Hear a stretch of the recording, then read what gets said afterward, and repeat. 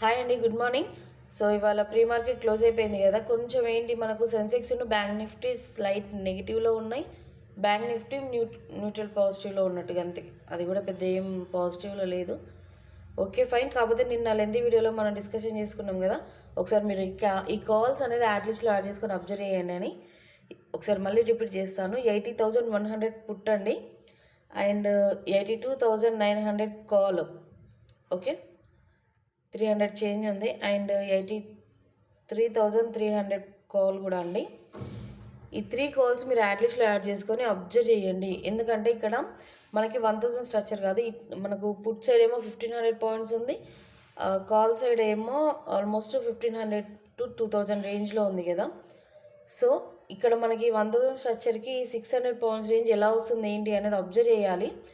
So మేము చెప్తున్న ఈ స్ట్రక్చర్ అనేది జెన్యున్గా వర్కౌట్ అవుతుందా లేదా మీరు అబ్జర్వ్ చేస్తే మీకు క్లియర్గా తెలుస్తుంది మా కంటెంట్ యొక్క వర్త్ ఏంటనేది.